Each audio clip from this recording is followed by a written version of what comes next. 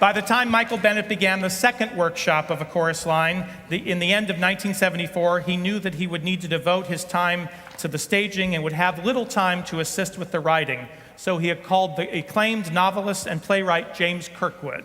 The minute he said it was about auditions and competitions, I was hooked. The worst thing I ever experienced as an actor was auditioning for musicals. When Michael told me he was calling James in, he didn't do it in a very nice way. He called me on the phone, told me, and hung up. Now, Michael was the greatest manipulator of all time. And I said I wanted to do it. He then dropped on me the fact that I would have a collaborator. Michael said of Nick. He's wanted to be a writer for years, and now he's starting. We worked together, and I wanted to write it, but I'm not really a writer. Listen, you'll like Nicholas. Michael introduced us in the lobby of his building, and Nick said to me, You wrote my all-time favorite book, Good Times, Bad Times. I turned to Michael and said, there's no problem here, this is gonna be great. The material, book, music, and lyrics and staging concepts changed daily throughout the second workshop. It was during the 7-week period that the show became structured and focused. The key to this was the invention of the character of the director, Zach. Also invented, but partially based on the actress who would play her, was the character of Cassie. Creating Cassie gave all of the collaborators particular difficulty. In the first workshop, she was called Maggie and was not allowed to stand out from the stream of consciousness of that version. When the second workshop began, Cassie had a star entrance. And I remember going across the street with Michael and saying, I know you're trying to give me an entrance and make me a star here, but you're killing me with kindness.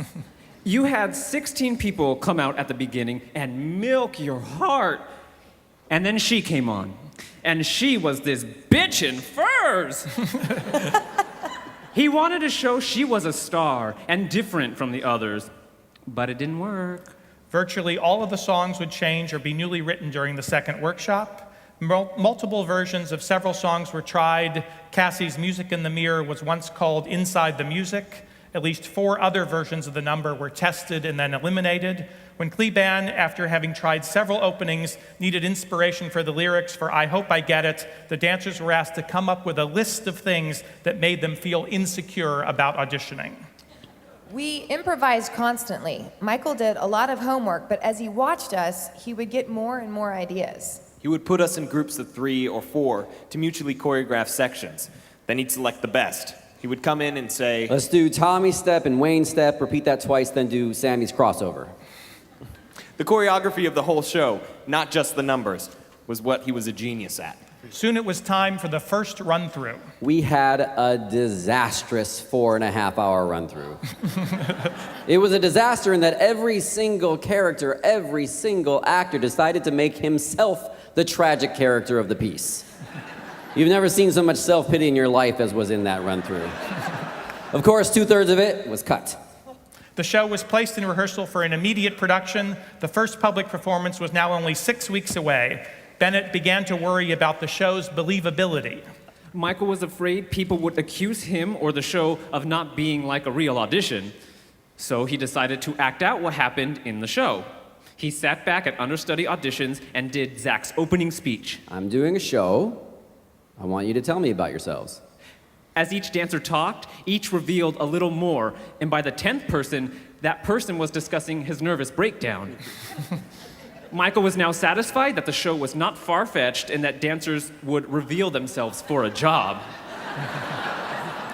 The first formal public preview was held on April 16, 1975.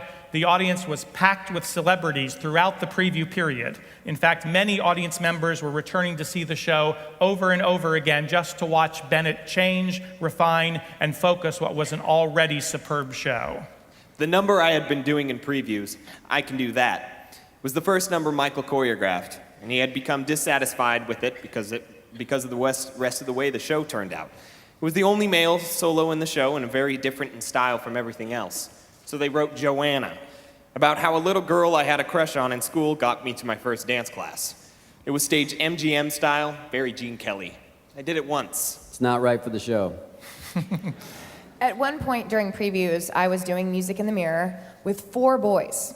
It was a show about chorus dancers behind stars. The boys came on in black outfits, moved the mirrors out from the wings, then danced the whole final section with me. It was exciting, but the statement wasn't clear and powerful as Cassie dancing alone. The number was about her isolation, her relationship with Zach, and her identity with the mirrors. Throughout previews, Bennett continued to maintain the atmosphere of an audition by not letting the cast know which performers would be hired at the conclusion of each performance. However, this soon had to be abandoned as it wreaked havoc on the wardrobe department. The performers must do a very quick change into the finale costumes, and the boys who appear first in the finale are those who are the cut dancers at the end of the show. While it wouldn't seem to matter who got chosen at the end, a brouhaha developed over whether or not Cassie should be chosen. I mean, you can't put your life on the line and not get it. Michael thought it was more poignant when she did not get it. She's overqualified. Michael believed that she would not get it in real life, and he always tried doing things realistically first before taking license. I had a big fight with Michael about Cassie getting picked at the end. I was really annoyed when they ultimately gave her the job. Just before opening night, many were confident, but no one could have expected the full magnitude of the success they were about to have. I remember a conversation I had with Michael the day before we got reviewed. I said to him, "We all know that we love the show. We made all the changes we felt were important. Everything is ready to go. What happens if this show is a bomb?" Did you like working on it? I loved it. Do you think you did your best work? I sure did. Do you think you wasted any time? No. That's all you can do? The reviews were, of course, raves, and Pat and Bennett decided to move the show to Broadway as quickly as possible, where it was an immediate hit. Broadway had seen many smash hits before, but A Chorus Line's trump card was not just its book, its score, or even its staging, but its ability to leave audiences emotionally devastated. The miracle was that this show, so specifically about a narrow, insular community, so totally about dancers and Broadway, came to be about everyone. We're taught in this country to compete, to be the best, to get the best grades, to rise in your company. When you present that to an audience, they see the parallels in their own lives. There's a part of everybody that wants to be a star, and I think A Chorus Line scratches that feeling. It's about human dignity and compassion. Compassion for oneself. It's about judging and being judged. You're in Zach's position, and you're there picking and choosing and judging with him. But by the end of the show, you come away feeling, maybe I shouldn't judge people so quickly. If A Chorus Line is about being part of a team, the team is ultimately the human race. It says we are all one, all human beings with a similar need for love and acceptance. The show is really about the experience of growing up. It's a group biography, and I think that people in the audience have a subjective experience when they watch the show. They watch the dancers talking about their lives, and they go through the experience of their own lives. So they're not only watching the play, they're reliving their whole growing up. And it's just nice to know you're not alone. The metaphor is a chorus line, being part of a great team. And being part of the human race is very nice. Please give our cast a big hand.